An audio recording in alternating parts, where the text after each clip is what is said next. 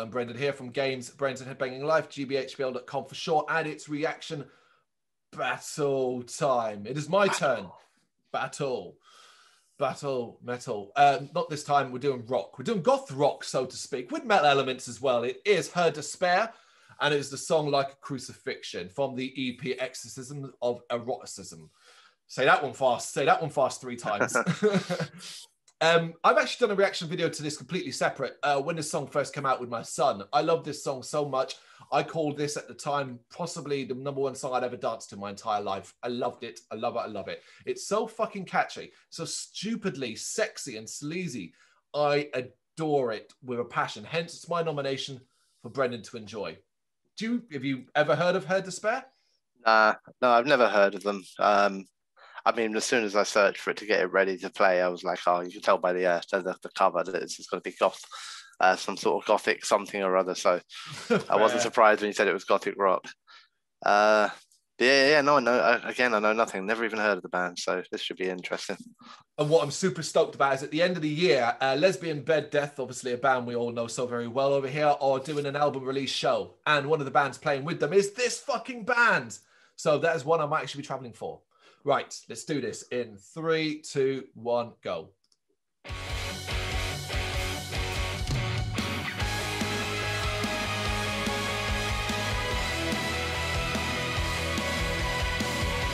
That's catchy, isn't it? Fucking love it.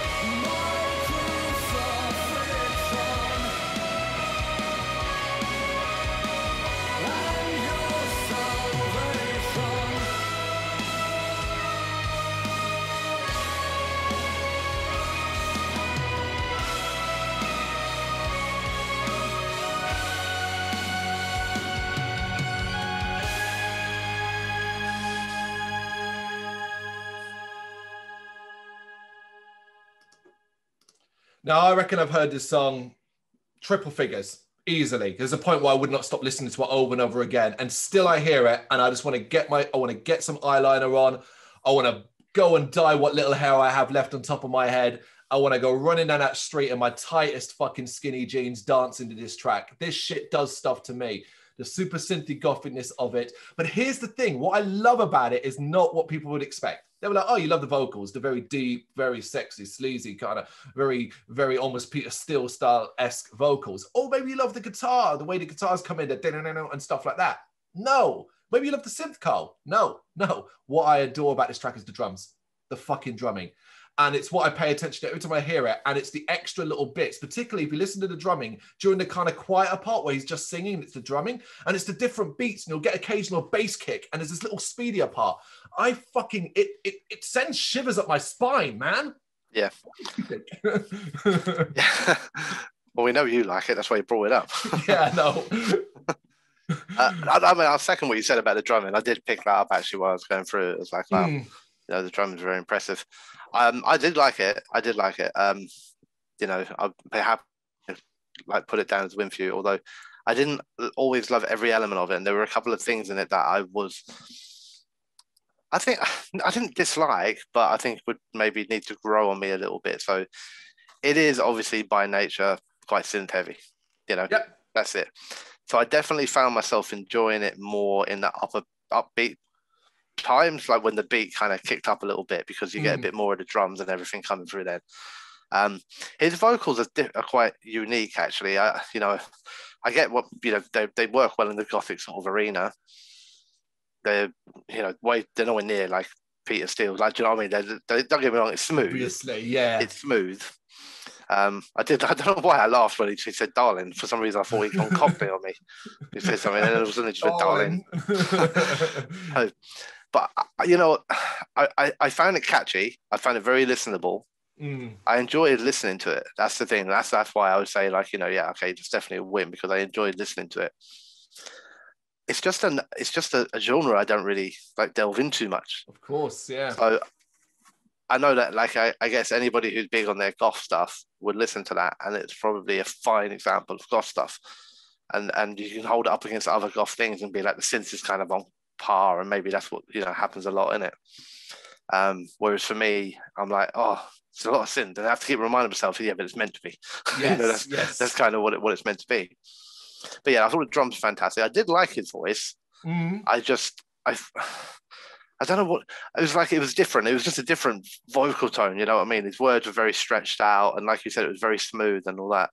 And often the drums were going at a different kind of pace to pretty much the rest of the song. They were sort of sometimes it felt like they were just like, I don't know, they accidentally picked up a drummer doing a different song in the studio next to them. But what it is, though, is it's very listenable. It's very catchy. I love the sped up parts of it when it kicks into that. I like the lyrics as well, actually. I was able to, because of the nature of the singing, you can pick up pretty much everything that he's saying for the most part throughout. And I thought lyrically it was pretty cool. I like the lyrics of it. It's very nice as well, even though it is gothic, and it has got, it's nice in that, we're going to hold hands watching the crucifixion. But yeah, it's nice in that way. But no, it's interesting. It's intrigued me, to be honest with you, because I've never heard of them before. And I liked it. It was good. It's a good song. It's 4-track EP, so it's easily digestible on that front. I mean, you said it was a win for me. I'm going to take it. Yeah. If I play a song like that to you and you say, "Hey, you like it enough," I will take that. Yeah. What do you think? You were on the border a little bit. That's the thing. You was close there, so you got it over the line. I'll take it. What do you think in the comments? Thank you very much for watching. You can check us out on gbhbl.com, as well as on Facebook, Instagram, Twitter, and Tumblr. Go to Patreon to help us out over there. That's patreon.com/gbhbl, as well as Big Cartel, where you can find some of our merchandise. We have a podcast running on SoundCloud and Apple Podcasts. And of course, if you like this video, do us a favour, hit the subscribe button and help the channel grow. Games, horror and heavy metal, what else is life for?